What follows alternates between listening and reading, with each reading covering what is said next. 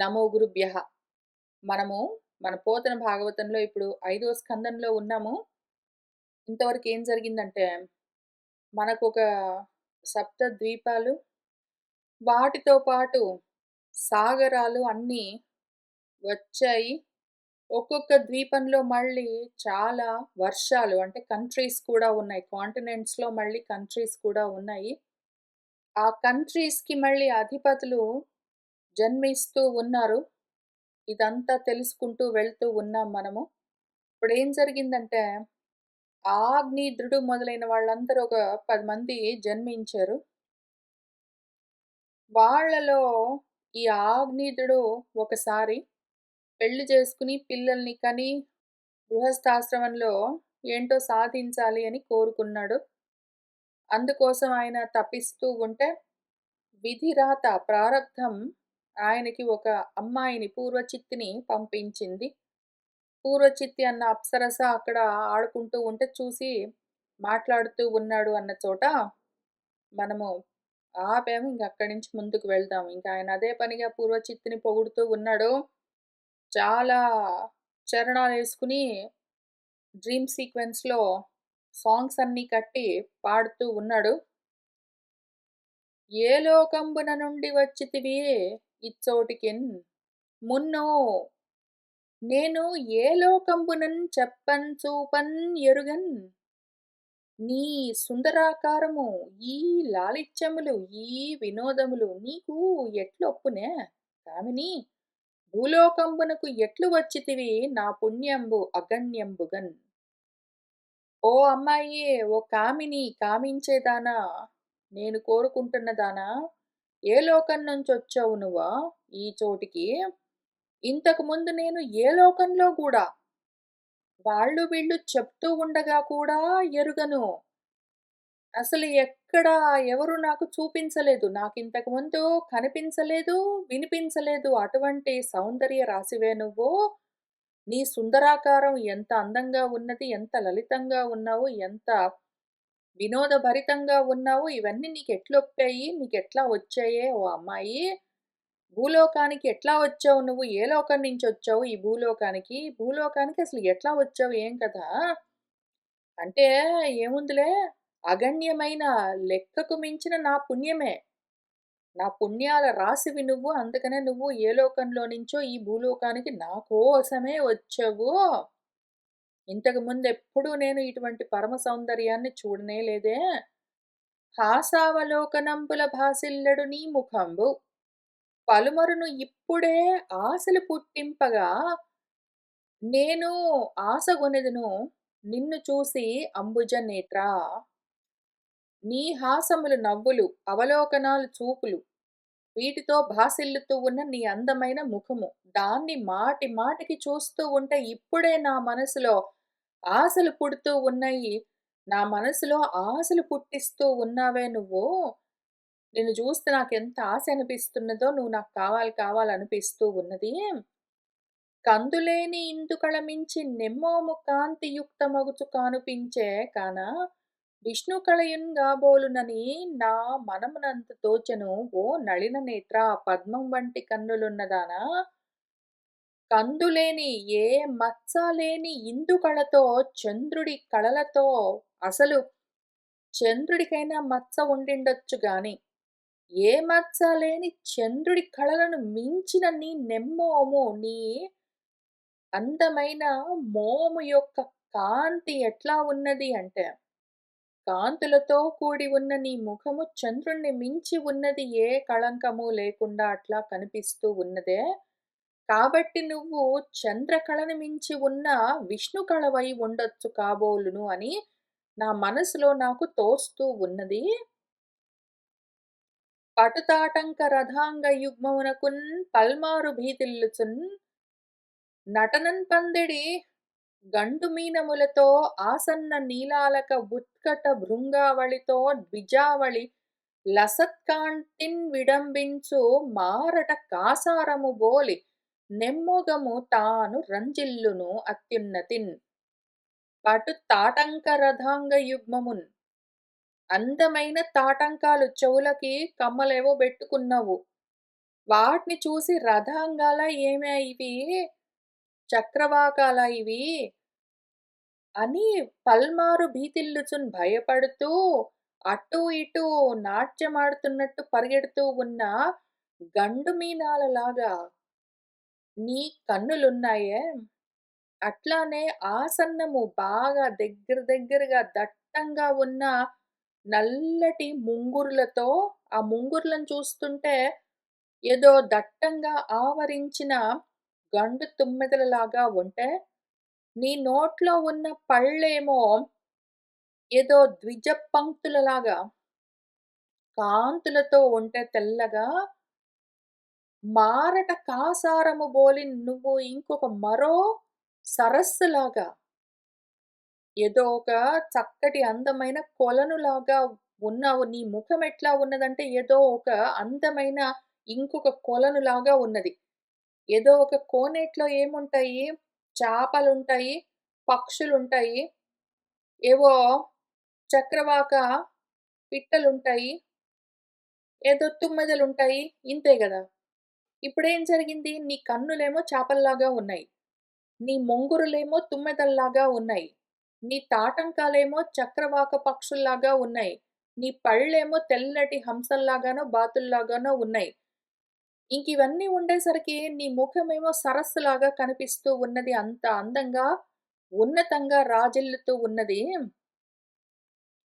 కరువలిన్పాయి వస్త్రమును కట్ట నెరుంగవు చూడ్కి దిక్కులన్ పరపుచు చంచరీకముల భాతి చలంగెడు కంఠరంబునన్ పొరలిడి ముక్తకేశ భరమున్ తురమంగా తలంపవు ఇప్పుడు ఇట్లు అరుదుగ రత్నకందుక విహారము సల్పెడు సంభ్రమంబునన్.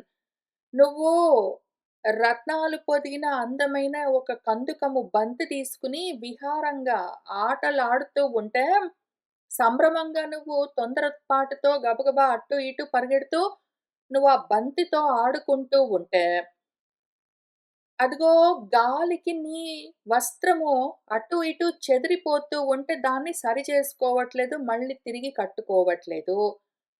ఆ బంతి కోసం అటు ఇటు అన్ని వైపులా, అన్ని దిక్కులా చూస్తూ ఉంటే, అదిగో నీ ముక్తకేశ భరము, నీ ముంగురుల సమూహంతో కూడిన నీ బరువైన వెంట్రుకలు చెంచరీకములలాగా, తుమ్మెదలలాగా అటు ఇటు పడి నీ జుట్టు జడ ముడి విడిపోయి, నీ వీపు మీద అంతా కదులుతూ ఉంటే, నీ మెడ మీదంతా పడుతూ ఉంటే కూడా మళ్ళీ తురుమంగా తలంపవు. నువ్వు ముడి సరిగా వేసుకోవట్లేదు.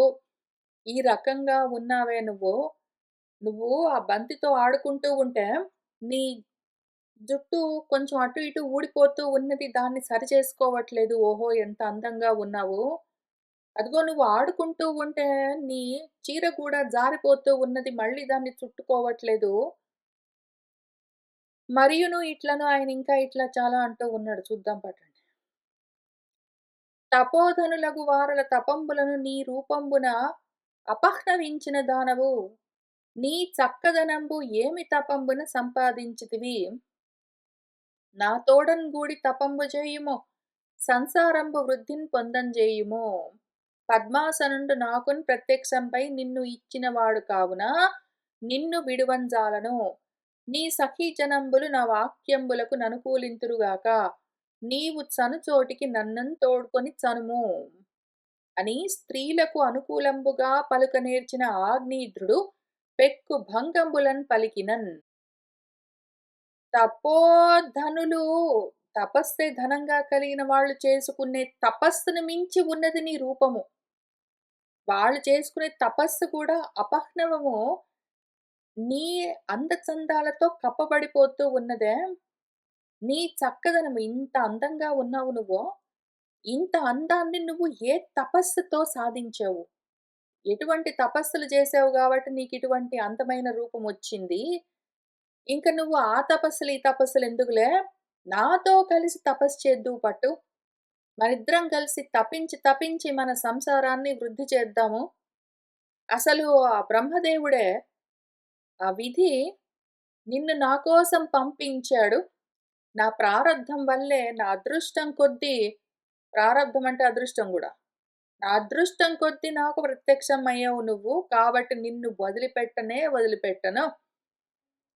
నీ వాళ్ళందరికి కూడా చెప్పు. వాళ్ళందరూ గూడా ఒప్పుకునేట్టుగా నువ్వెక్కడికెళ్తావో నన్ను గూడా అక్కడికి తీసుకొని వెళ్ళు అని స్త్రీలకు నచ్చే విధంగా అనుకూలంగా పలకడం నేర్చుకున్న ఈ ఆగ్నేయుద్రుడు ఎన్నో విధాలుగా రకరకాలుగా మాటలతో, పాటలతో, పద్యాలతో, రకరకాల ఉపమానాలతో ఆమెతో ముద్దు ముద్దుగా మాట్లాడేసరికి, ఆ పూర్వచిత్తియు అతని అనునయ వాక్యంబులకు సమ్మతించి, వీరశ్రేష్ఠుడగు ఆ రాజవర్యుని బుద్ధి, రూప, శీల, ఔదార్య, విద్య, వయస్సులచే మన పూర్వచిత్తి గూడా ఆయన అంత అనునయంగా ముద్దు ముద్దుగా మాట్లాడుతుంటే మాటలన్నీ విన్నది, ఒప్పుకున్నది.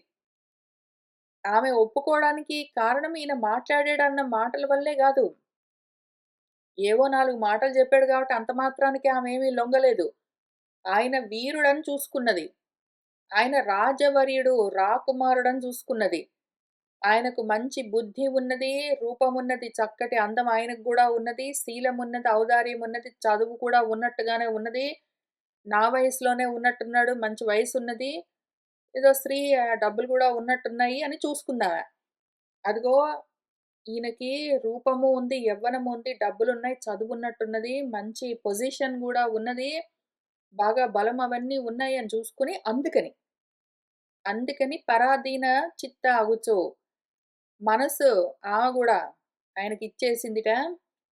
జంబూ ద్వీపాధిపతియగు ఆ రాజశ్రేష్ఠుని తోడన్గూడి శతసహస్ర సంవత్సరంబులు భూస్వర్గ భోగంబులు అనుభవించింది. ఆమె గూడా ఈయన నాకు తగినవాడు అనుకున్నది, అన్నీ చూసుకున్నది, మ్యాచ్ అయ్యింది అనుకున్నది. సరే అని ఒప్పుకున్నది పెళ్ళికి. ఇంకా జంబూ ద్వీపానికి అధిపతి అయిన ఆగ్నేయుద్రుడున్నాడు గదా! ఆ రాజశ్రేష్ఠుడి తోడన్గూడి ఆయన్ని పెళ్లి చేసుకొని ఆయనతో పాటు నూరేళ్ళు కాపురం చేసి భూలోక భోగాలు, స్వర్గలోక భోగాలన్నీ గూడా దివ్యమైన, భౌమమైన సుఖాలన్నీ అనుభవించింది. అంతన ఆగ్నేయింద్రుడు ఆ పూర్వచిత్తి వలన నాభి కింపురుష, హరివర్ష, ఇలావృత, రమ్యక, హిరణ్మయ, కురు, భద్రాశ్వ, కేతుమాల సంజ్ఞలు గల కుమారులన్ ప్రతి సంవత్సరంబునకు ఒక్కొక్కనిగా తొమ్మండ్రన్ గాంచన్. మన ఆగ్నేయుద్రుడికి, ఆ పూర్వచిత్తికి ఇద్దరికి ఏం పెళ్లి చేసుకుంటే ఏమవుతుంది? పిల్లలు కలుగుతూ ఉంటారు. ఇంకింతే గదా విషయము. ఇంక నాభి కింపురుషుడు, హరివర్షుడు 3, ఇలావర్షుడు 4, రమ్యకం 5, హిరణ్మయుడు 6, కురు 7, భద్రాసుడు 8, కేతుమాలుడు 9 అని 9 పేర్లతో ఉన్న 9 మంది కొడుకుల్ని ప్రతి సంవత్సరం ఒక కొడుకుని కన్నాడాయన. ఇందులో నాభి మనకు తెలుసు. హరివర్షం తెలుసు. కురు కౌరవులు మనకు వీళ్ళు గూడా తెలుసు. కొంతమంది కొన్ని పేర్లు అక్కడక్కడ మనకు తెలుస్తుంటాయి. ఇంతకి అంతన్ ఆ పూర్వచిత్తి ఆ అర్భకులను గృహంబున విడిచి ఆగ్నేంద్రుని బాసి బ్రహ్మలోకంబున కుంచనినన్. ఇంకా పూర్వచిత్తి తర్వాత ఆమె అనుభవించినంత అనుభవించింది. ఇంక చాలనుకున్నది. కొడుకుల్ని అక్కడే వదిలిపెట్టింది. ఆగ్నేయుద్రుడి దగ్గరే ఇంట్లో. ఆమె ఎక్కడి నుంచొచ్చిందో అక్కడికి ఆ బ్రహ్మలోకానికి వెళ్ళిపోయింది. ఆ ఆగ్నేయిద్ర పుత్రులు మాతృ సామర్థ్యంబునం చేసి స్వభావంబున శరీర బలయుక్తులగుచు తండ్రి చేత అనుజ్ఞాతులై తమ నామంబుల ప్రసిద్ధంబులైన జంబూద్వీప వర్షంబులను పాలించుచుండిరి. ఆ ఆగ్నేయుడి 9 మంది కొడుకులు వాళ్ళ అమ్మగారి సామర్థ్యం వల్ల పుట్టుకతోటే గొప్ప శారీరకమైన బలంతో కూడి పుట్టారు. తండ్రి నుంచి వాళ్ళకి రాజ్యాలన్నీ వస్తూ ఉన్నాయి. ఆయనేం చేశాడంటే ఆ జంబూద్వీపాన్ని 9 ముక్కలు చేసి ఆ 9 వర్షాలను కంట్రీస్‌ని ఆయన 9 మంది కొడుకులకు ఇచ్చాడు. వాళ్ళు వాటిని పాలిస్తూ ఉన్నారు. అంతన్ ఆగ్నేయుద్రుడు ఆ పూర్వచిత్తి వలన కామోపభోగంబులను తృప్తిని పొందక పూర్వచిత్తిని తలంచుచు వేదోక్తంబులగు కర్మలను చేసి తత్సలోకంబగు బ్రహ్మలోకంబునకుంజనియే. మన పూర్వచిత్తి ఆయనతో కాపురం చేసినంత కాలం చేసింది. ఆమె అనుభవించేవన్నీ అనుభవించింది. పిల్లల్ని గూడా కన్నది. అన్నీ జరిగిన తర్వాత ఇంక చాలులే అనుకున్నది. ఆమె వెళ్ళిపోయింది. కానీ మనవాడికి ఇంకా కోరికలు తీరలేదు. ఇంక అదే పనిగా పూర్వచిత్తిని ఆలోచన చేస్తూ, చేస్తూ, చేస్తూ ఆమెతో ఎంత కామోపభోగాలు అనుభవించినా సరే తృప్తి తీరక పూర్వచిత్తునే తలుచుకుంటూ ఆమెని పొందాలి అని ఆలోచించునేదో ఆత్మను పొందడం, పరబ్రహ్మాన్ని, పరమాత్మను పొందడం గాదు. ఈమెను పొందడం కోసం. ఎందుకు అంటే ఆ కామోపభోగాలు కావాలాయనకి. మైథున సుఖాలు. అందుకని వేదంలో ఎక్కడైనా ఏమైనా రాసిపెట్టుందా? నా భార్య దగ్గరికి మళ్ళీ నేను గూడా వెళ్ళిపోయే మార్గం ఏమైనా ఉందా? అని చూసుకొని ఉండే ఉంటాయి. శతకోటి కోరికలకు అనంత కోటి ఉపాయాలుంటాయి వేదాల్లో. ఇంకా అట్లాంటి కర్మలు కొన్ని జూసుకున్నాడు. వాటిని జేసుకున్నాడు. ఆమె ఎక్కడున్నదో ఆ లోకానికెళ్ళిపోయాడు ఈయన గూడా. ఇంక అక్కడ గూడా ఆమెను వదిలిపెట్టే ప్రశ్న లేదు. ఇంకిట్లా ఉంటారు మనకు కొంతమంది. ఆమె ఇంక చాలనుకుంటే గూడా వెంటబడే భర్తలు. ఆయన చాలనుకుంటే గూడా వెంటబడే భార్యలు. ఇంక చాల్లే అనుకున్నాక కూడా వాళ్ళెక్కడికి పోతే అక్కడికి పోయి వెంటబడి ఈ లోకం గాకపోతే ఆ లోకం, ఆ లోకం గాకపోతే పక్క లోకం ఏదైనా సరే. ఆ రకంగా ఇంకేమైనా కోరికలతో ఉన్నవాళ్ళు ఏం చేస్తాం ఇట్ట ఉంటారు. సరే ఎనివే మనవాడు అట్టా ఉన్నాడు. మరి ఆమె ఏం చేసిందో? ఆమె చాలనుకోని వెళ్ళిపోయిన తర్వాత గూడా వెంటబడిపోతే మరక్కడ ఆమె ఏం చేసిందో తెలీదింకా. ఆ విషయం చెప్పలేదు వ్యాసుల వారు. ఇట్లు తండ్రి పరలోకంబునకున్ నాభి ప్రముఖులగు ఆగ్నేధ్ర కుమారులు తొమ్మండ్రు మేరుదేవి ప్రతిరూప ఉగ్రదంశ్ర లత రమ్య శ్యామ నారి భద్ర దేవవతి అను నామంబులు గల మేరు పుత్రికలగు తొమ్మండ్రు కన్యగలను వివాహం బైరి. ఇంకా మేరు అన్న ఆయనకు 9 మంది కూతుర్లున్నారు. మన ఆగ్నేయుద్రుడికి 9 మంది కొడుకులున్నారు. ఇప్పుడు ఈ ఆగ్నేయుద్రుడి 9 మంది కొడుకులు, మేరు 9 మంది కూతుర్లను పెళ్లిళ్లు చేసుకున్నారు.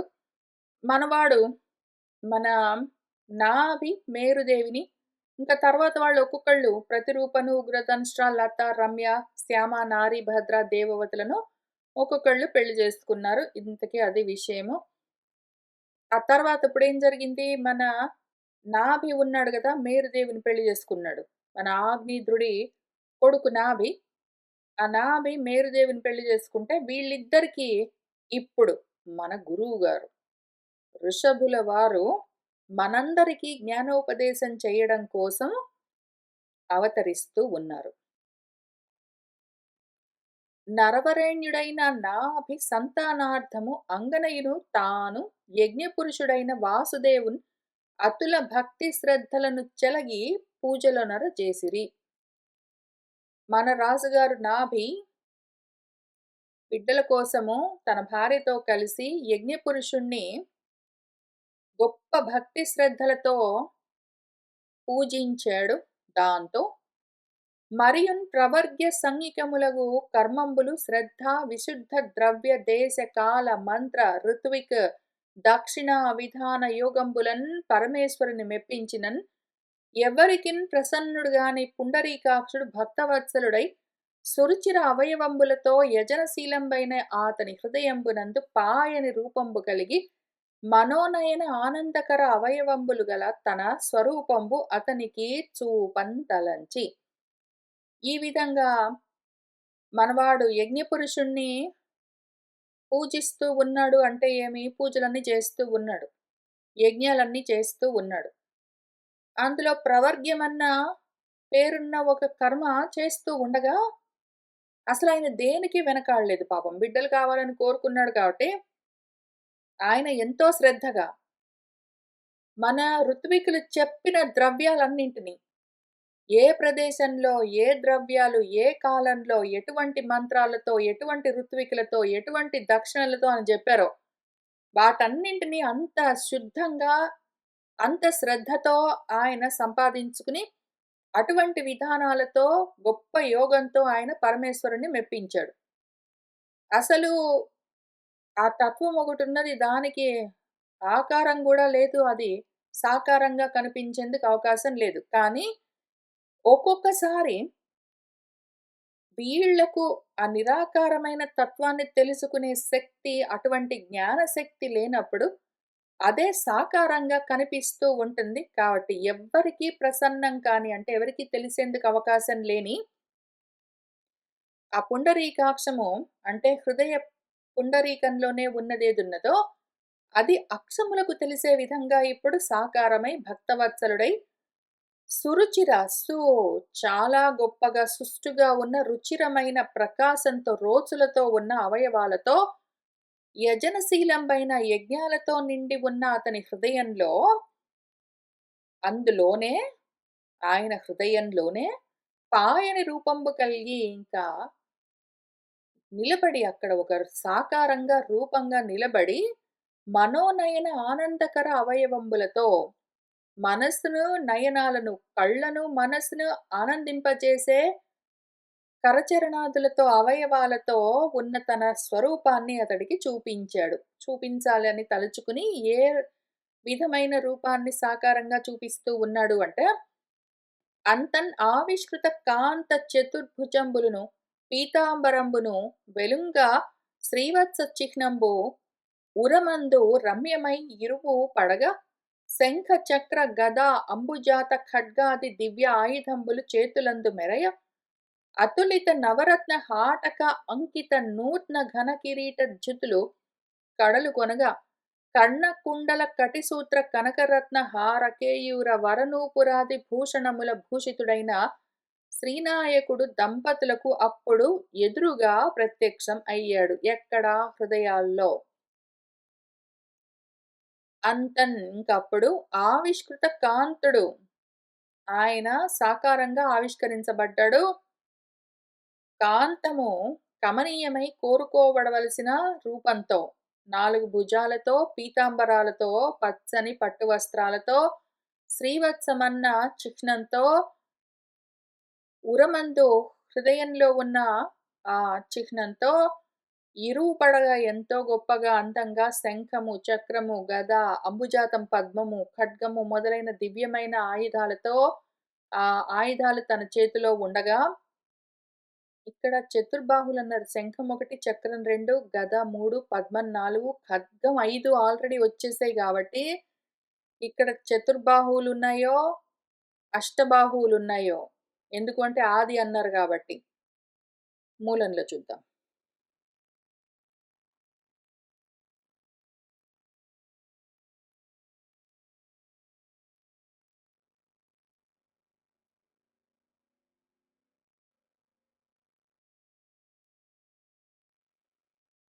హ్మ్. 4 చెప్పారు ఇక్కడ గూడా. భుజయుగళ ద్వయమనే చెప్పారు. 4 భుజాల్లో మరి ఇన్ని బొడ్చుకొని ఎట్లా వచ్చాడో ఆయన, ఆయన ఇష్టము. సరే మరి. మన నాభి ఏ విధంగా భావన చేస్తున్నాడో ఆ విధంగానే ఆయుధాలతో వాటితో చేతుల్లో పట్టుకుని అవి మెరుస్తూ ఉండగా అతులితమైన నవరత్న హాటకాంకిత నూత్న ఘన కిరీట జ్యుతులు అతులితము తులమానము కొలత కంతని నవీనమైన రత్నాలు హాటకము బంగారంలో పొదగబడి ఉండగా అంకితము కొత్త ఘనమైన కిరీటము కొత్తగానే ఉండాలి మరి. నూతనమైన కిరీటము నవరత్నాలు అంటే 9 రత్నాలు అయ్యుండొచ్చు కూడా. 9 రత్నాల పొదిగిన బంగారపు ఘనమైన కొత్త కిరీటము. ఎందుకంటే అప్పటికప్పుడు ధరించవలసొచ్చింది మరి ఈయన కోసం. కడలుగొనగా ప్రకాశిస్తూ ఉండగా, గొప్పగా వృద్ధి చెందుతూ ఉండగా, కన్న కుండల కటిసూత్ర కనకరత్న హారకేయూర వరనూపురాది భూషణాలతో చెవులకున్న కుండలాలు, కటిసూత్రము, నడుముకు మొలనూలు, కనకరత్న హారాలు, బంగారుమయమైన రత్నాలు పొదిగిన హారాలు, కేయూరాలు భుజాలకు, వరనూపురాలు పాదాలకు మొదలైన భూషణాలన్నీ ధరించి భూషితుడై శ్రీనాయకుడు ఆ దంపతులకప్పుడు ఎదురుగా ప్రత్యక్షమయ్యాడు. ఎట్లా? ప్రత్యేగాత్మ కాబట్టి హృత్కమలంలో ప్రత్యక్షమయ్యాడు. ఇట్లు ప్రత్యక్షమగు పరమేశ్వరునకు పెన్నిధానంబు కనుగొన్న పేదమాడికి హర్షమున ఋత్విగాదులు అవనత హాస్యులగుచు అభినుతి చేసిరి ఇట్లనుచున్ అప్పుడు. ఇంతకీ అక్కడ నాభికి ఆయన భార్య మేరుదేవికి మాత్రమే గాకుండా ఆ యజ్ఞం చేయిస్తూ ఉన్న ఋత్వికులకు గూడా ఆయన హృదయాల్లో తెలుస్తూ ఉన్నాడు. ఈ విధంగా ప్రత్యక్షమైన పరమేశ్వరుణ్ణి చూసి పెను నిధానము పెన్నిధి కనిపిస్తే ఒక పేద ఎంతటి ఆనందాన్ని పొందుతాడో అంతటి హర్షంతో. ఒక పేదవాడికి ఒక గొప్ప నిధి దొరికితే ఎంత ఆనందిస్తాడో అటువంటి ఆనందంతో మన ఋత్విక్కులు, మన యజమాని నాభి ఆయన భార్య, ఆమె గూడా యజమాని వాళ్ళు ఎంతో సంతోషంతో తలలు వంచి ఆయన్ని స్తుతి చేస్తూ ఉన్నారు. మన ఋత్వికులు చేస్తూ ఉన్న స్తుతిది. ఎందుకంటే వాళ్ళు యజ్ఞం చేశారు మరి. ఈయన ఒక కోరిక కోరుకున్నాడు. అందుకోసం బిడ్డలు కావాలని గదా! ఇప్పుడు ఈ యజ్ఞము. ఆ విషయాన్ని మరి సాక్షాత్కరించిన భగవంతుడికి చెప్పాలి గాబట్టి, మధ్యలో ఉన్నారు వీళ్ళు మధ్యవర్తులు గాబట్టి ఇంక చెప్తూ ఉన్నారు. చూస్తూ వెళ్దాము. పరిపూర్ణుడవై ఉండియు మరువక మా పూజలెల్ల మన్నింతువు. నీ చరణారవింద సేవై ధర పెద్దలు వినిచినటుల తగ చేసెదమౌ. పరిపూర్ణుడివై ఉన్నావు. అయినా గూడా మేము పూజలు చేసి పిలిస్తే మా మాట మన్నించి వస్తావు. నీకు పూజలు చేస్తాము. అయితే మేము సొంతంగా చెయ్యట్లేదు.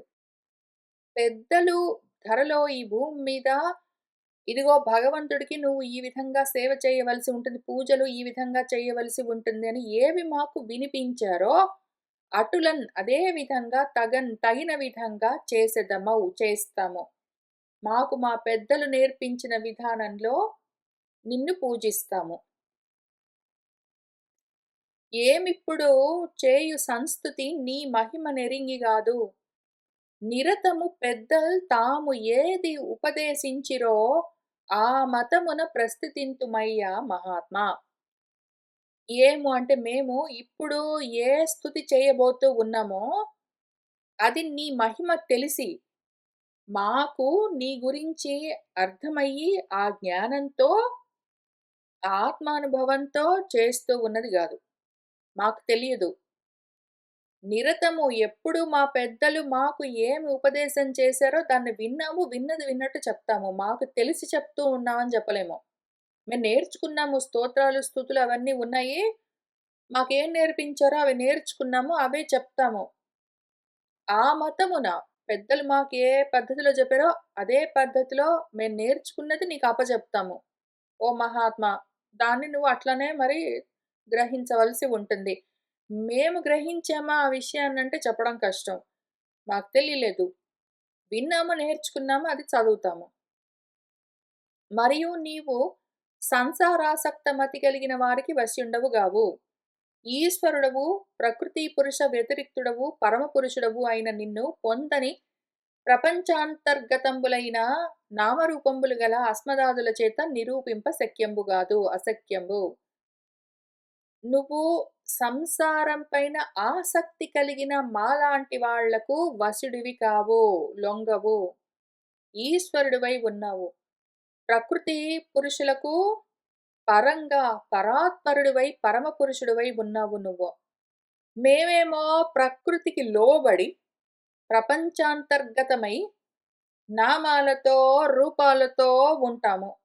అటువంటి మాకు ప్రకృతికి లోబడి ప్రపంచంలో ప్రవర్తిస్తూ ఉన్న మాకు ప్రకృతికి ప్రపంచానికి పైన ఉన్న వాటిని దాటి ఉన్న నీ గురించి నిర్వచించడము, నిన్ను నిరూపించడము చేయడం కుదరదు, అశక్యం. సర్వజీవులం చెందిన దురిత సంఘంబుల నిరసించు స్వభావంబు గల నీ ఉత్తమ గుణంబులందు ఏకదేశంబే గాని సర్వగుణ నిరూపణంబు చేయన్ శక్యంబుగా నేరదు. అందరిలో నువ్వే ఉంటావు. సర్వజీవుల్లో ఉన్న పాపాలన్నింటినీ నిరసిస్తూ ఉంటావు. అటువంటి నీ ఉత్తమ గుణంబులు, జీవులలో ఉన్న పాపాలు నీలో ఎందుకుంటాయి? నువ్వు నిష్కళంక మూర్తివి. నీ యొక్క నిష్కళంకమైన గుణాలను మాకు మొత్తం తెలిసి నీకు చెప్పగలము అని అనుకోవడానికి వీల్లేదు. కావాలంటే ఏకదేశంబే గాని ఏ కొంచెం అక్కడక్కడ కొంచెం మాకేమైనా తెలుస్తుందేమో నీ గురించి. నీ సర్వగుణాలు నిరూపించడానికి మాకు శక్యం గాదు. మేం చెయ్యలేము. నీ భక్తులు మిక్కిలి భక్తింజేసి సంస్థుతించు గద్గదాక్షరంబులను సలిల శుద్ధ పల్లవ తులసీదళ దూర్వాంకురంబులను సంపాదించిన పూజను సంతసిల్లెడి నీకు బహువిధ ద్రవ్య సంపాదనంబు గల్గి విభవయుక్తంబులైన అశ్వమేధాదులు తృప్తికరంబులు గానేరవు. నీ భక్తులు ఎంతో భక్తితో నిన్ను స్తుతిస్తూ గొంతు బొంగురు పోతూ ఉంటే, ఏదో మంచినీళ్ళో, శుద్ధ సలిలమో, శుద్ధోదకమో, ఏవో పల్లవాలు, ఏవో లేత చిగురుటాకులో, తులసి దళాలో, ఏవో దూర్వాంకురాలు, లేత గడ్డి పరకలో, ఏవో తీసుకునొచ్చి సంపాదించుకునొచ్చి నిన్ను పూజిస్తే నువ్వు చాలా సంతోషిస్తావు. భక్తి, శ్రద్ధతో నీకు ఏది సమర్పించినా, ఏదైనా సరే వాటిని పుచ్చుకొని నువ్వు ఎంతో ఆనందిస్తావు. అంతేగాని నీకు ఎన్నో రకరకాల ద్రవ్యాలన్నీ పట్టుకునొచ్చి సంపాదించుకునొచ్చి, ఎంతో వైభవంగా అశ్వమేధం లాంటి యజ్ఞాలన్నీ చేస్తే గూడా నువ్వంత తృప్తి పొందవు. ఎన్ని ద్రవ్యాలు తీసుకునొచ్చారు, ఎంత గొప్పగా, ఎంత వైభవంగా, ఎంత హడావిడిగా నాకు పూజలు చేశారు అని నువ్వు పట్టించుకోవు. ఎంత శ్రద్ధతో చేశారు, ఎంత భక్తితో చేశారు. వాళ్ళొకవేళ కావాలంటే చాలా ద్రవ్యాలు తీసుకొనొచ్చి చేయొచ్చు. లేదా ఆ చుట్టుపక్కల దొరికే నీళ్ళో, గడ్డి పరకలో తెచ్చి చేయొచ్చు. ఏమి తెచ్చి చేశారు కాదు ముఖ్యమక్కడ. ఏమి పెట్టి చేశారు. మనసక్కడ బెట్టి శ్రద్ధగా, భక్తితో చేశారు అంటే, అటువంటివి నువ్వు ఏవైనా స్వీకరిస్తావు. లేదా నీకు తృప్తి కలగదు. స్వభావంబున సర్వకాలంబులందును సాక్షాత్కరించి అతిశయంబై వర్తించుచు అశేష పురుషార్థ స్వరూపంబు పరమానంద స్వరూపము అయిన వాడవు అగుటంజేసి యజ్ఞాదుల యందు నీకు తృప్తి లేకయున్న అస్మదాదుల కోరికలకు ఉపచరించు కతంబున యజ్ఞాదుల నొరనింతుమో అని మరియును ఇట్లు అనిరి. నువ్వు ఎటువంటి స్వభావంతో ఉంటావు? సర్వకాలాల్లో ఎప్పుడూ సాక్షాత్కరిస్తూనే ఉంటావు. అయితే కాని మాకు తెలుసుకునేందుకు అంత శక్తి లేదు. నువ్వు అశేష పురుషార్థ స్వరూపమై ఉన్నావు. పరమానంద రూపమై ఉన్నావు. అటువంటి అన్నీ ఉన్న నీకు మేం చేసే యజ్ఞాదులు, పూజాదులు ఎంత మాత్రమో వాటి వల్ల నీకు కొత్తగా తృప్తి కలిగేందుకు అవకాశం లేదు. అయినా కూడా మేం చేస్తాము. నీకు అవసరం లేకపోయినా గూడా. మేం చేసే పూజలు, యజ్ఞాలు, అర్చనలు, స్తోత్రాలు, స్తుతులు ఇవన్నీ గూడా నీకవసరమా? అన్నీ ఉన్నవాడివి. అన్నీ నువ్వే అయి ఉన్నవాడివి. నీకెందుకివన్నీ? అయినా మేం జేస్తాము. ఎందుకు? మా తృప్తి కోసం. నీ తృప్తి కోసం గాదు. మేం చేసే పూజలు, వ్రతాలు, నోములు, దానాలు, యజ్ఞాలు, యాగాలు, తపస్సులు అన్నీ గూడా నీ తృప్తి కోసం గాదు. మా తృప్తి కోసం చేస్తాము. మేము ఏదో సాధించామన్న తృప్తి కోసం మేము చేయవలసిందే తప్ప, మేం చేసే పూజల వల్ల నీకు తృప్తి ఎక్కడ కలుగుతుంది? నీకెందుకు అవసరం ఎందుకు? ఏం అవసరం ఉన్నది వాటితో నీకు? కానీ మా అజ్ఞానం ఎంతుంటుందంటే, సంకల్పంలో మేమే చెప్పుకుంటాము. భగవత్ ప్రీత్యర్థం అని చెప్పుకుంటాము. అంతటి అహంకారం మాకు. నీ ప్రీతి కోసం మేం చేస్తున్నామని నీకే చెప్తాము. నీకు కొత్తగా కావాలా? ఇవన్నీ మేం చేస్తేనే నీకు ప్రీతి కలుగుతుంది లేక లేదా? అయినా చేస్తాము. చేసి నీ ప్రీతి కోసమని కూడా చెప్తాము. కానీ చేస్తున్నది మాత్రం మా ప్రీతి కోసమే. ఆ కతంబున మా కోరికలకు పనిగెందుకు? మా ప్రీతి కోసం ఎందుకు చేస్తామంటే మాకు కోరికలున్నాయి. అస్మదాదులకు మా వంటి వాళ్లకు కోరికలుంటాయి. వాటి కతంబున వాటి వల్ల ఏదో యజ్ఞాలు అవన్నీ చేస్తూ ఉంటాము అని చెప్పారు వాళ్ళు. పాపం చాలా చిత్తశుద్ధితో చెప్పారు ఉన్నది ఉన్నట్టు. బాలిశుల మగుచు మిక్కిలి మేలెరుగని మమ్ము నీదు మించిన దయచే పాలింతువు ఇత్తువు ఎప్పుడు చాలగా ఇహపరములందు సకల సుఖములున్. బాలిశుల మగుచు అజ్ఞానంతో పసిపిల్లవాళ్ళలాగా మేము మాకేది మంచో తెలియకుండా ఉంటే మమ్మల్ని నువ్వే ఎంతో గొప్ప దయతో పాలిస్తూ ఉంటావు. మాకేం కావాలో మాకు తెలియకపోయినా గూడా నువ్వే మాకేం కావాలో చూసుకుని, ఏ సమయానికి ఆ సమయానికి కావలసిన ఇహపరాల సుఖాలన్నీ ఇస్తూ ఉంటావు. చాలే విధంగా సరిపోయినంత ఇస్తూ ఉంటావు. ఇప్పుడు మేము నీకు ఇష్టంబులగు పూజలు ఆచరింపకున్ననైనన్ అధికమైన నీ కృపా కటాక్ష వీక్షణముల చక్కన్ చూసి తగన్ ప్రసన్నుడగుచు వరం ఈయంతలచి మమ్మన్ కరుణించితిగాక నిన్ను కనుగొనుటకునై అరసి నుతింపగ మాకున్ తరమగునే వరదా ఓ నీరద శ్యామాంగా! ఇప్పుడు మేము నీకు ఇష్టమైన పూజలు చేస్తే ఎంత, చేయకపోతే ఎంత. మేం చేసినా ఒకటే నీకు, చేయకపోయినా ఒకటే. నువ్వు ఎప్పుడూ పరిపూర్ణమై ఉంటావు. నువ్వు ఆనంద స్వరూపమై ఉన్నావు. అయినా గూడా మేం చేస్తాము. నీకిష్టమైనంత పూజలు, నీకిష్టమయ్యే విధంగా అవన్నీ జేయాలంటే మా వల్ల అవుతుందా? అయినా గూడా అధికమైన నీ దయ వల్ల. నువ్వెందుకు మాకు అనుగ్రహిస్తావంటే, నీ దయ. మేం చేశాము గాబట్టి గాదు. నువ్వు కోరుకున్నావు గాబట్టి మాకు అనుగ్రహాన్ని కల్పిస్తావు. అటువంటి కృపాకటాక్ష వీక్షణాలతో చక్కగా మమ్మల్ని చూస్తూ, మా పట్ల ప్రసన్నుడివై నువ్వు మాకు వరం ఇయ్యడానికొస్తావు. ఎందుకు? మేమేవో పూజలు చేశాం గాబట్టి, యజ్ఞాలు చేశాం గాబట్టి తప్పనిసరి వచ్చి నువ్వు మాకీ వరాలివ్వట్లేదు. మేం చేసే పూజల వల్ల, యాగాల వల్ల గాదు. నీ దయ వల్ల. కేవలము నీకు మా మీద దయ గలిగి, నువ్వే ఇవ్వాలనుకుని, కోరుకుని, అందుకని వచ్చి వరమిస్తావు. మేం చేశామని గాదు. నువ్వు ఇవ్వాలనుకున్నావు గాబట్టి. ఆ విధంగా మమ్మల్ని కరుణించావు. నిన్ను కనుగొనుటకు, నిన్ను చూడ్డానికి అరసి నుతింపగా, అసలు నిన్ను వరం కోరుకోవడానికి గాదు. నువ్వు తృప్తి పడే విధంగా యాగాలు, యజ్ఞాలు, పూజలన్నీ జేయడానికి గాదు. కనీసం నిన్ను కళ్ళారా చూడ్డానికైనా మాకు శక్తి ఉన్నదా? నిన్ను నిజంగా స్తుతి చేయడానికి మాకంత జ్ఞాన శక్తి ఉన్నదా? ఓ వరదా! వరాలను ప్రదానం చేసేవాడా! నువ్వే ఎందుకిస్తావంటే దయతో ఇస్తావు. ఓ నీరదశ్యామాంగా! ఓ నల్లటి మేఘం వంటి శ్యామల వర్ణంలో ఉన్న శరీరంతో ఉన్నవాడా! మరియు నిస్సంగులై నిశిత జ్ఞానంబునంజేసి దోషరహితులై భగవత్ స్వభావులు ఆత్మారాములగు మునులకు స్తుతింపతగిన గుణంబులు కలవాడివి నువ్వు. నీ గుణాల్ని ఎవరు స్తుతించగలరో తెలుసా? నిస్సంగము. ఏ ఆశలు లేని వాళ్ళు, దేనికి తగులుకోకుండా ముక్తులై ఉన్న వాళ్ళెవరున్నారో, మాలాంటి సంగులు గాదు. వాటి మీద, వీటి మీద కోరికలు బెట్టుకుని ఏంటో చేస్తూ ఉన్నవాళ్ళు గాదు.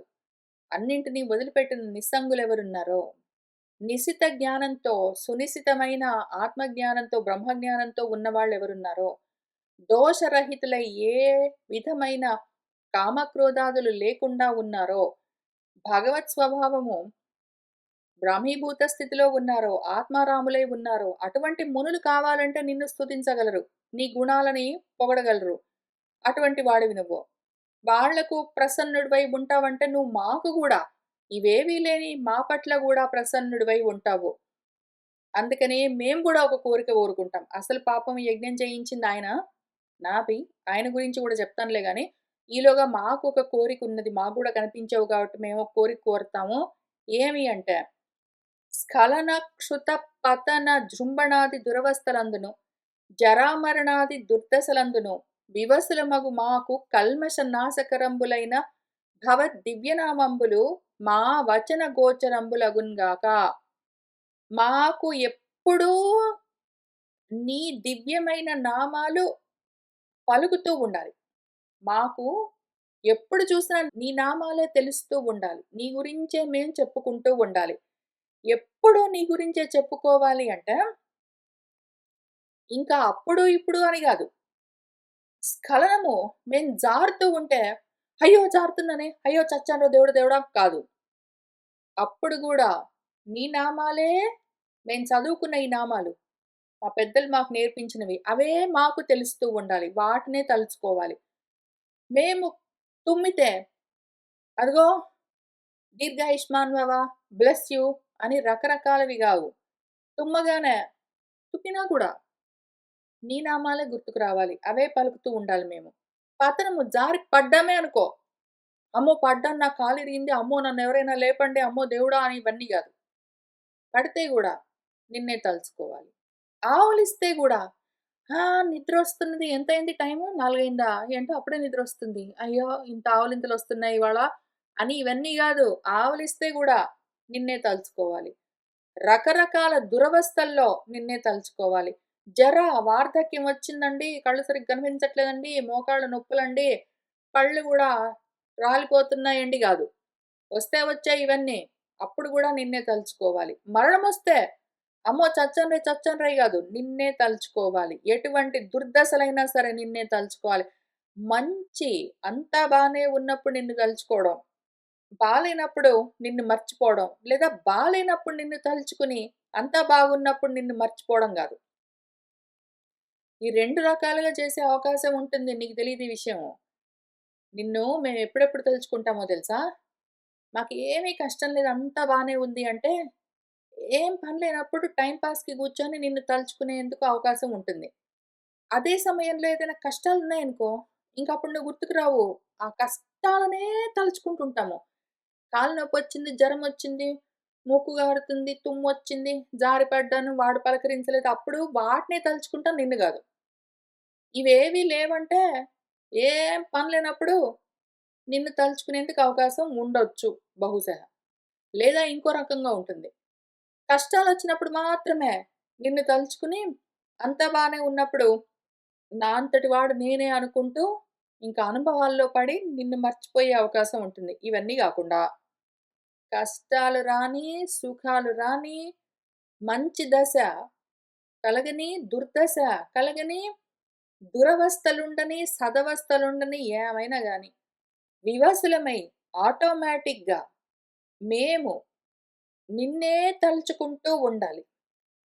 కల్మష నాశకరాలు, ఎందుకంటే నీ నామాలు మాలోని మోహాలు, శోకాలన్న రకరకాల దోషాలను తొలగించేవై ఉన్నాయి గాబట్టి, నీ యొక్క దివ్యనామాలే మా వచనాల్లో, మా మాటల్లో ఎప్పుడూ దొర్లుతూ ఉండాలి. ఆ విధంగా ఉండుగాక. మరియును ఇంకా ఈ రాజర్షి ఉన్నాడు పాపం ఈయన. నాభి అదిగో అక్కడ నిలబడ్డాడు చూసావా? ఈయనే చేయించాడు మాతో ఈ యజ్ఞము. ఆయనకేంటో ఒక కోరికుంది, అది గూడా చెప్తాం. మా గురించి మేము చెప్పాం గదా! ఇప్పుడు ఆయన గురించి కూడా చెప్తాం. పాపం డబ్బులిచ్చి మరీ చేయించాడు గాబట్టి, ఈ రాజర్షి పుత్రకాముడై నీతోడ సమానుడైన కుమారునిన్ గోరి కామంబుల స్వర్గాపవర్గంబుల నీనోపిన నినున్ పూజించి ధనకాముడైన వాడు ధనవంతుని చేరి తుషమాత్రం బడిగిన సందంబున మోక్షనాథుడవైన నీ వలన సంతానంబు కోరుచున్నవాడు. ఈ రాజర్షి ఉన్నాడు గదా! నాభి పుత్రకాముడు. ఆయనకొక కామము, కోరికున్నది. కొడుకులు గావాలి, బిడ్డలు గావాలి. నీతోడ సమానుడైన కొడుకు గావాలి. మామూలు కొడుకు, ఏదో ఒక కొడుకు గాదు. నీలాంటి వాడు, నీతో సమానమైన వాడు ఒక కుమారుడు కావాలి అని కోరుకుని, ఆయన ఇదిగో ఈ యజ్ఞం మాతో చేయించాడు నీకోసం. నువ్వెవరు? కామంబులన్, ఏ కామమైనా సరే, పుత్రకామమేమి, ఏది గావాలంటే అది. స్వర్గాపవర్గాలన్నీ గూడా ఇయ్యను ఓపిన, ఇవ్వగలిగిన నిన్ను పూజించాడు. ఏది కోరుకుంటే అది ఇవ్వగలవు నువ్వు. ఏది కోరుకుంటే అది ఇవ్వగలవు. మా వాడేం కోరుకుంటున్నాడు? ఇదిగో ఇట్లా ఉంటుంది పరిస్థితి.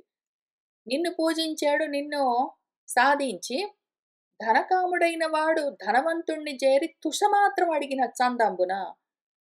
డబ్బు గావాలనుకున్న వాడొకడు ఒక ధనవంతుడి దగ్గరికెళ్ళాడు.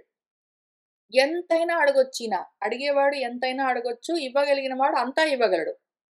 అటువంటి వాడి దగ్గరికి వెళ్ళి తుషమాత్రము ఏదో ఊక అడిగినట్టు, లేదా ఏదో నూకలడిగినట్టు. ఈ పూటకి మేము తినడానికి కావాల్సినంత గంజి కోసం ఏవో కొన్ని నూకలిప్పించండి అని అడిగినట్టు, మోక్షం కావాలంటే గూడా, ఆ కోరికను గూడా తీర్చగలిగిన నీ దగ్గరికొచ్చి, అదిగో బిడ్డలు గావాలని కోరుకుంటున్నాడు. ఏం జేస్తాము? జయింపరాని నీ మాయ చేతన్ ఎవ్వడు మోహంబు నొంది విషయాసక్తుడు కాక ఉంటాడో. నీ మాయ అటువంటిది. దాన్ని గెలవడం చాలా కష్టం. ఆ మోహంలో ఉన్నాడు, విషయాల పట్ల ఆసక్తి ఉన్నది అని ఇవన్నీ పాపం అక్కడే చెప్తున్నారు వాళ్ళు. ఆయన వింటూనే ఉన్నాడు నాభి. అయినా గూడా కోరికలతో ఉన్నాడు. మరేం చేస్తాము? అదిగో విషయాలతో తగులుకున్నాడు. ఆయనకి ఈ కోరికోటున్నది. ఏదైనా అడిగితే నువ్వు ఏది పడితే అది ఇవ్వగలవు. ఎంతైనా ఇవ్వగలవు. అంతా ఇవ్వగలవు. కానీ ఇంతే అడుగుతున్నాడాయన. అర్ధకాములము, మదాంతులము మేము మాత్రం తక్కువ ఏంటి? మేము గూడా ఇంతే. మేము గూడా అడుక్కుంటూ తిరుగుతున్నాం నిన్ను. ఏమైనా ఇవ్వగలిగిన నిన్ను, ఈ యజ్ఞాల ద్వారా నిన్ను సాధించి గూడా మేము అడుగుతున్నదేది? ఇంకిట్లా తుమ్మితే, దగ్గితే నీ నామం కావాలని కోరుకుంటున్నాం. అడగదలుచుకుంటే నువ్వే కావాలని అడగొచ్చు కదా! మేమైనా సరే. మోక్షమే కావాలి, నువ్వే కావాలని అడగొచ్చు కదా! బ్రహ్మం గావాలని. ఇదిగో మేము గూడా అడిగేదిది. తుమ్మితే నువ్వే గుర్తు రావాలి, దగ్గితే నువ్వే, ఇది మేము గూడా ఇట్లున్నాము. మా పరిస్థితి అట్లా ఉన్నది. ఎందుకు? అజ్ఞానము. నీ మోహాన్ని జయించలేకుండా ఉన్నాము. మోక్షాన్ని అడగడానికి నోరు రాకుండా ఉన్నాము. అర్ధకాములము, మదాంధులమునగు మేము నిన్ను ఆహ్వానంబు చేసిన అపరాధంబు సర్వాత్మకుండవగుటం చేసి సామ్యంబుచే మన్నింపతగుదువో మమ్ము దయంచూడుమో. మేము గూడా ఏవో అర్థాలు అందుకే గదా! రాజుగారు యజ్ఞం చేయిస్తున్నాడంటే ఆయన డబ్బులిస్తాడు భూరి దక్షిణలని. దక్షిణల కోసం ఆశపడి మేము గూడా అందుకనే గదా వచ్చాము. మా పరిస్థితి అట్లా ఉన్నది. మదాంధ్రము. మా మదం చూసావా? మా గర్వం, మా పొగరు. ఇంతకుముందు ఏం చెప్పాను నేను? నిన్ను పూజించి నీకు తృప్తి కలిగే విధంగా నీ ప్రీత్యర్థమని మేము పూజలు చేస్తాం. ఇట్లా ఉంటారు. ఇదిగో ఈ నాభి గూడా ఏదైనా అడగొచ్చు నిన్ను. ఇంతటి అల్పమైన విషయాన్ని కోరుకున్నాడని అందరిని తక్కువ చేసి మాట్లాడాం గదా మేము. మా సంగతి చూసావా? మాకెంత మదమో. మా గర్వం జూడు. మా గర్వంతో అంధులమై మేము నిన్ను పిలిచామా? నువ్వు రా అని పిలిచామా నిన్ను? అంత పొగరు మాకు. మేం చేసిన ఈ అపరాధాన్ని సర్వాత్మకుడివై ఉన్నావు గాబట్టి నువ్వు సామ్యంగా నీ మంచితనంతోటే మన్నించు. మా పైన దయ చూపించు. మేము గూడా అపరాధం చేశాము. నిన్ను పిలవడం లాంటి పనులన్నీ చేశాము. మమ్మల్ని గూడా మన్నించు. అని ప్రణమిల్లిన సర్వేశ్వరుడు వర్షాధిపతియగు నాభి చేతను ఋత్విక్కుల చేతను వంద్యమానుడై దయాకళితుండగుచున్ ఇట్లనియే. ఈ విధంగా నమస్కారం చేసి అడిగేసరికి ఆ సర్వేశ్వరుడు ఆ వర్షాధిపతి వర్షము అంటే ఏదో 9 వర్షాలు 9 కంట్రీస్‌లో ఒక కంట్రీ దానికి రాజయ్యాడు గదా! ఈయన నాభి. ఆ నాభి చేత అట్లానే ఈ ఋత్విక్కుల చేత వంద్యమానుడై వీళ్ళందరూ నమస్కారాలు చేస్తూ ఉంటే దయాకలితుడై దయతో నిండిన వాడై వాళ్ళతో ఇట్లా అన్నాడు. ఆ ఋత్వికులతో ఏమన్నాడంటే, మునులారా వేదవాక్యములను ప్రస్తుతి చేసి సర్వ లక్షణముల నాకు ఎనయగో పుత్రుని ఇమ్ము అని వినన్ పలికితిరి ఇప్పుడు మిగుల వేడుక తోడన్. మీరడిగిన ప్రశ్న ఏమి? కోరిక, వరము. ఓ మునులారా! బానే జేయించారు యజ్ఞమంతా. వేదవాక్యాలు, వేద మంత్రాలన్నీ కరెక్ట్‌గా చదివి, అందులో చెప్పిన విధంగా శాస్త్రోక్తంగా, వేదోక్తంగా స్తుతులన్నీ జేసి, నన్ను సాక్షాత్కరింపజేసుకుని ఏమడిగారు? సర్వలక్షణముల నాకు ఎనయగు పుత్రుని ఇమ్ము అని. అన్ని విధాలుగా నాకు సమానమైన పుత్రుడు కావాలి ఇవ్వు అని వినన్ పలికితిరి. ఇప్పుడు మిగుల వేడుకతో ఇంత ఉత్సాహంతో చాలా సంతోషంగా మీరు అడిగిన కోరికలో ఉన్న కష్టము చూస్తూ ఉన్నారా మీరు? ఏమి చదువుకున్నారా వేదవాక్యాలు? మంత్రాలు చెప్పినవి చెప్పినట్టు వల్లె వేయడం మాత్రం వచ్చు. చెప్పిన స్తోత్రాలు, స్తుతులు మీరు చెప్పినట్టుగానే ఊరికినే అప్పజెప్పడం వచ్చు. అందులో చెప్పిన విషయం అర్థమయ్యిందా? ఉన్నది నేనొక్కడినే. నా వంటి వాడు ఇంకొకడు లేడు. అద్వితీయమది. అయినా గూడా ఎంతో ఉత్సాహంగా అడిగారు. నాకాది లోకములలో నాకున్ సరివచ్చునట్టి నందనున్ ఎటున్ ఆలోకింపగా లేరు. కావున నాకున్ సరి నేనే కాన్ మనమున ఎరుగుడి. ముందొక్క విషయం తెలుసుకోండి. మీకు చాలా విషయాలు అర్థం గావట్లేదు. వేదాలైతే చదువుకున్నారు. వేదవేత్తలే పాపము. కానీ వేదార్థ జ్ఞానం లేకుండా ఉన్నారు. మీకందరికీ ఈ అర్థ జ్ఞానాన్ని ఉపదేశం చేయడం కోసం నేనెట్లనైనా రావలసే ఉంటుంది. మరి వేరే దారి లేదు. ఈలోగా నేను తర్వాత వచ్చి మళ్ళీ మీకు మొత్తం జ్ఞానం ఉపదేశం చేస్తాను. ఇప్పుడు ముందు ఒక్క విషయం అయితే క్లారిఫై చేస్తాను. ఈ విషయాన్ని మనమున మీ మనసులో బాగా గట్టిగా స్థిరపరచుకోండి. ఎరుగుడి తెలుసుకోండి ఒక విషయము. నాకాది లోకాల్లో మీరు ఏ లోకం చూసినా సరే, ఇక్కడి నుంచి స్వర్గలోకం దాకా ఏ లోకంలో చూసినా సరే, నాకున్ సరివచ్చునట్టి నందనుడు, నాకు సమానమైన నందనుడు ఇంకొకడు ఎటున్ ఏ విధంగా గూడా ఆలోకింపగా లేరు. మీరు చూడలేరు. రెండో వాడు లేడు. ఏం చదువుకున్నారు వేదాలన్నీ? కావున నాకున్ సరి నేనే. నాకు సమానమైన వాడు ఇంకొకడు లేడు నేను తప్ప. కాబట్టి మనసులో ముందు ఈ విషయాన్ని మీ బుద్ధిలో తెలుసుకోండి. ఇది ఫస్ట్ విషయము. ఇదొకటి ఇప్పుడు నేర్పించి వెళ్తాను. మళ్ళీ వచ్చి పూర్తిగా మొదటి నుంచి చెప్పవలసి ఉన్నది. మళ్ళీ వస్తాను. ఈలోగా ఇది జ్ఞాపకం పెట్టుకోండి. అదియునున్ గాక భూసురోత్తములు నా ముఖం బగుటం చేసి విప్రవాక్యము తప్పింపగారాదు. ఏదో ఒకటి అడిగారు. ఏదో మీకు తెలిసిన మంత్రాలన్నీ చదివి అర్థమైనా కాకపోయినా సరే మీరు అడగాలనుకున్నది ఒకటి అడిగారు. మరి మీ మాట తప్పరాదు. మీరు నా ఈడు కుమారునడిగితిరి. నా వంటి కొడుకు కావాలి ఈ నాభికి అని మీరు నన్ను అడిగారు. కావున నాభి పత్నియగు మేరుదేవి అందు నేనే పుత్రుడనై జనియించదును.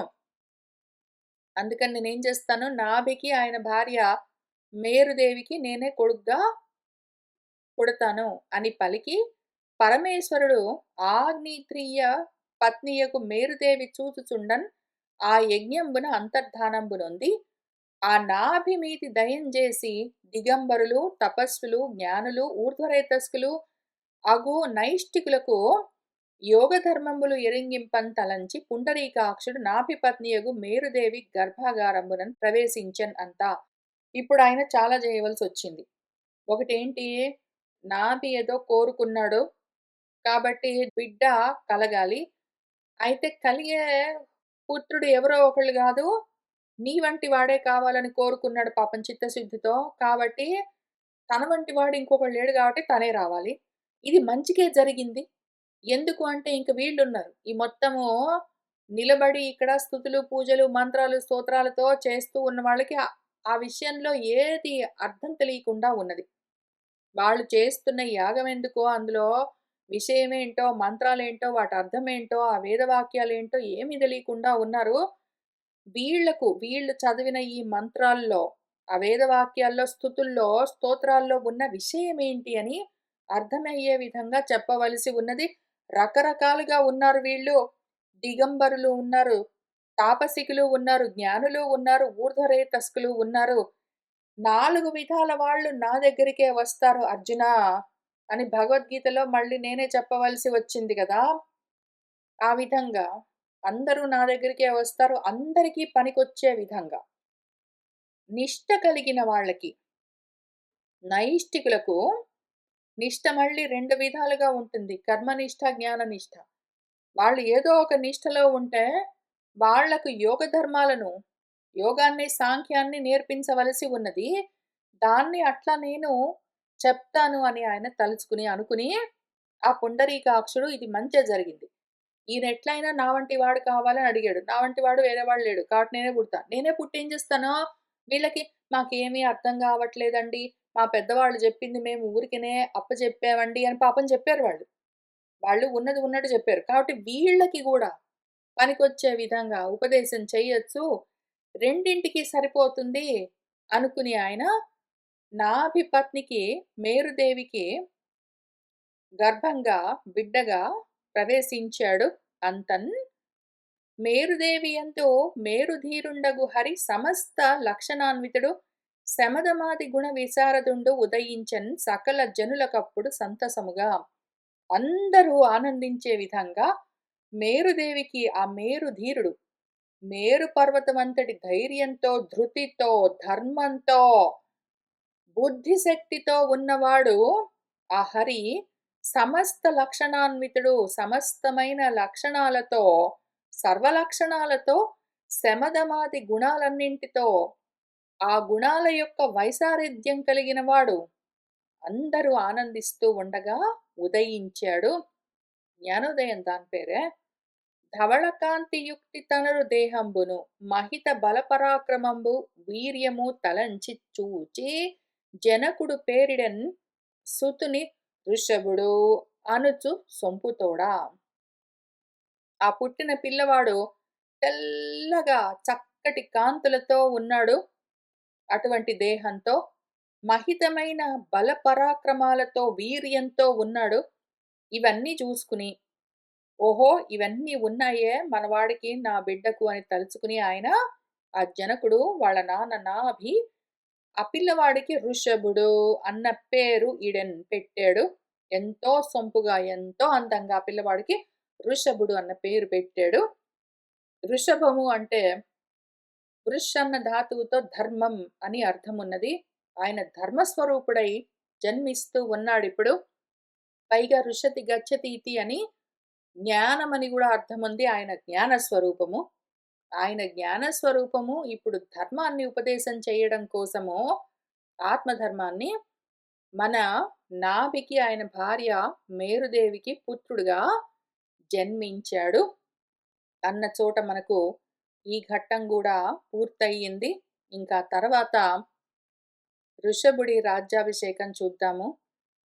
ధరణీసురులను మంత్రులు, పరివారము, హితులు, ప్రజలు, బాంధవులు సుస్థిరమతిన బాలకునిన్ కరమనురాగమున రాజుగా చూచిరి ఇలన్. భూసురులు, మంత్రులు, పరివారము, హితులు, సన్నిహితులు, ప్రజలు, బంధువులు అందరూ గూడా ఎంతో స్థిరంగా ఆ పిల్లవాడిని చూసి ఇంక మనకు తర్వాత రాజు ఈయనే అని వాళ్ళు అప్పుడైన పుట్టగానే ఫిక్స్ అయిపోయారు. పురుహూతుడు అతని మహిమలు సరగున విని చిత్తమునకు సహ్యము కామిన్ పరికించి వృషభుడు ఏలెడి ధరణిని అనావృష్టి మిగుల దట్టము చేసెన్. పురుహూతుడు ఇంద్రుడు చూసుకున్నాడు. ఈ పుట్టిన పిల్లవాడి మహిమలన్నీ చూసి సరగున వెంటనే ఆయనకి మనసులో, చిత్తంలో సహ్యము కాకుండా ఉన్నది. అసహ్యంగా అసహ్యము అంటే సహించలేకుండా ఉండి ఆయన ఏం చేశాడంటే మన ఇంద్రుడు పరికించి చూసుకున్నాడు. వృషభుడు ఏ భూమి మీద ఉన్నాడో ఆ ప్రాంతంలో అనావృష్టి కలిగే విధంగా దట్టంగా వర్షాలు కురిపించకుండా పంటలు పండకుండా చేశాడు. మంచిది అది ఎరింగి వృషభుడు అంతటా యోగమాయా బలంబు కథన అఖిల రాజ్యమందు కురియజేసే అత్యంత సంపూర్ణ వృష్టి దినదినంబు వృద్ధి పొందన్. అది చూసుకున్నాడు వృషభుడు యోగమాయా బలంతో మొత్తం రాజ్యంలో సంపూర్ణంగా వర్షాలు కురిసి దినదినాభివృద్ధి చెందుతూ ఉండే విధంగా పంటలు చక్కగా పండే విధంగా చేశాడు. ఇట్లు వృషభుడు పురంధరుడు చేయు దౌష్ట్యంబునకు నవ్వి యజనాభంబను తన మండలంబు సుభిక్షంబుగా చేసిన. ఈ విధంగా ఇంద్రుడు చేస్తూ ఉన్న దుర్మార్గాన్ని చూసుకున్నాడు. ఈయన నవ్వాడు. పర్వాలేదనుకున్నాడు. ఈయనే మొత్తం అంతా సుభిక్షంగా చక్కటి భిక్ష అందరికీ భోజనం దొరికే విధంగా చేశాడు. నాభియున్ తన కోరిన సంతంబునన్ పుత్రుడు జనించి వర్ధిల్లుటకు సంతసిల్లి తన చేత అంగీకరింపంబడు నరలోక ధర్మంబు గల పుండరీకాక్షుని మాయా విలసితంబునన్ చేసి బాలకా నా తండ్రి అని మోహంబున ఉపలాలించుచు ప్రజానురాగంబున సర్వసమ్మతుండైన పుత్రుని సమయసేతు రక్షణంబునకు పూజ్యంబైన రాజ్యంబునన్ తత్ అభిషిక్తం చేసి భూసురులకు ప్రధాన వర్గమునకు అప్పగించి మేరుదేవిన్ గూడి నరనారాయణ స్థానం పైన బదరిక ఆశ్రమంబునకుంచని అచ్చట మహాయోగ సమాధిచే నరనారాయణ ఆఖ్యుడు పురుషోత్తముడగు వాసుదేవుని ఆరాధించి క్షీణదేహుడై ఆ నాభి హరితాదాత్మ్యంబును పొందెను అందన్. ఇంకా నాభి తను కోరుకున్నట్టుగా అదే విధంగా తనకు పుత్రుడు పుట్టేసరికి వాడు దినదినాభివృద్ధి చెందుతూ ఉండేసరికి ఎంతో సంతోషిస్తూ ఉన్నాడు. తనకిష్టమైన విధంగా నరలోకంలో ధర్మం గాబట్టి బిడ్డల్ని చూసుకుని ఎంతో పుత్రోత్సాహంతో ఆనందిస్తూ ఉండడం భావ్యం గాబట్టి, ఈ పుండరీకాక్షుడి మాయని తప్పించుకోవడం కుదరదు కూడా గాబట్టి, ఈ అన్ని కారణాలకి తనకిష్టం గాబట్టి, లోకంలో అది సర్వసాధారణం గాబట్టి, పైగా ఈ మాయని తప్పించుకోలేక ఆ పిల్లవాడిని చూసి నా కొడుకే, నా కొడుకే అనుకుంటూ మోహంతో బాలకా, నాయనా, నా తండ్రి అని లాలిస్తూ ఎంతో అనురాగంతో పెంచుకుంటూ ఉన్నాడు. ప్రజలకు కూడా ఆయనంటే ఎంతో అనురాగము మన వృషభుడంటే. అందుకని సర్వసమ్మతమైన ఆ పుత్రుణ్ణి చూసి సమయసేతు రక్షణంబునకు సమయాచారాలు, కట్టుబాట్లు, నియమాలు, ధర్మాలను రక్షించడం కోసము ధర్మసేతువులాగా పూజింపబడవలసిన రాజ్యాన్ని ఆయనకు అభిషేకం చేసి ఆయన్ని మన వృషభుణ్ణి నా బిడ్డ చిన్నపిల్లవాడు వాడికి ఏమీ తెలియదండి మీరు చూసుకోండి అని భూసురులకు ప్రధాన వర్గానికి మంత్రులకు పురోహితులకు అప్పజెప్పి మేరుదేవితో పాటు కలిసి నరనారాయణులు ఎక్కడుంటారో ఆ స్థానంలో ఆ బదరిక ఆశ్రమానికి వెళ్ళి అక్కడ గొప్ప యోగ సమాధిలో నరనారాయణ ఆఖ్యుడైన పురుషోత్తముడైన వాసుదేవుణ్ణి ఆరాధించి దేహం పైన మోహాన్ని నశింపచేసుకుని, దేహాన్ని కృశింపజేసుకుని, ఆ నాభి చివరికి హరితాదాత్మ్యాన్ని పొందాడు. ఇంకా తర్వాత ఏం జరిగిందంటే, సరసతన్ ఏ నృపాలకుని జన్నంబునందును భూసురోత్తములు సరసిజనాభుని తగన్ ప్రసన్నత పెట్టిన అంతన్ మెచ్చి ఈశ్వరుడు తనంత గర్భమున వచ్చి తనుభవుడై జనించెనో ఆ నరపతి నాభికిన్ సరియనన్ తగునే నరనాథ అన్యులన్. ఓ నరనాథ, ఓ పరీక్షిత్ అని మన శుకుల వారు పరీక్షిత్తుకి ఇదంతా చెప్తూ ఉన్నారు. ఆయన ఏమంటున్నారంటే, సరసతనింత అందంగా ఆ రాజుగారు చిన్న వయసులోనే బిడ్డలు కావాలి అని భార్యతో పాటు మేరుదేవితో పాటు వెళ్ళి జన్నము అంటే యజ్ఞం చేశాడు. యజ్ఞం ప్రకృతి, జన్నం వికృతి. ఆ యజ్ఞం చేస్తే అందులో భూసురోత్తములకు కూడా సరసిజనాభుడు కనిపించాడు ప్రసన్నుడై. అటువంటి గొప్ప యజ్ఞం చేయించగలిగాడు మన నాభి. అంతన్ మెచ్చుకుని అసలు ఆ ఈశ్వరుడే తనంత తానే ఆయనకే ఆయన భార్య గర్భంలో బిడ్డగా వచ్చి తనూభవుడై జన్మించాడు. అంతటి అదృష్టాన్ని పొందాడు మన నాభి. ఆ నరపతి నాభికి సరియనన్ తగునే అన్యులను ఇంకా నాభికి సాటి రాగలిగిన వాడు ఇంకొకడు ఉన్నాడు అని చెప్పగలమా ఇంకెవరి గురించైనా? అంటే ఉన్నాడు గదా! మన రాముడిని కన్నా దశరథుడు ఉన్నాడు. ఈ విధంగా ఎంతోమంది ఉండే ఉంటారు. ప్రతి వాళ్ళు గొప్పవాళ్ళే. ఒకళ్ళెక్కువ, ఒకళ్ళు తక్కువ లేదు. ఎందుకంటే ఉన్నదొకటే. వాడినే అందరూ కంటూ ఉంటారు. ఆత్మావై పుత్రనామాసి అని ప్రతి పుత్రుడుగా ఉన్నది, తాతగా ఉన్నది, తండ్రిగా ఉన్నది, అన్నగా ఉన్నది, తమ్ముడుగా ఉన్నది, స్నేహితుడిగా ఉన్నది, భార్యగా, భర్తగా అన్ని రకాలుగా ఉన్నది అదొకటే మరి. కాబట్టి దానికి సరిపోయింది ఇంకోటేదైనా ఉన్నదంటే లేదు. ఉన్నది ఒకటే. అది వేరే విషయము. ఇక్కడ మన కథాపరంగా ఈ ప్రకరణంలో మన నాభి హీరో గాబట్టి ఎందుకు అంటే ఏకంగా భగవంతుడినే పుత్రుడిగా పొందాడు గాబట్టి, ఈయనను మించిన వాడు ఇంకెవరైనా ఉన్నారా? ఇటువంటి వాళ్ళు ఇంకెవరైనా ఉన్నారా అంటే లేరు అనే చెప్పుకోవాలి. ఇంకంతం తర్వాత ఏం జరిగింది, ఏమి అని మనం వచ్చే వారం కలిసి కూర్చొని చదువుకుంటూ ముందుకు వెళ్దాం. ఇవాల్టికి ఇక్కడికి ఆపుతున్నాను. శుభం భవతు.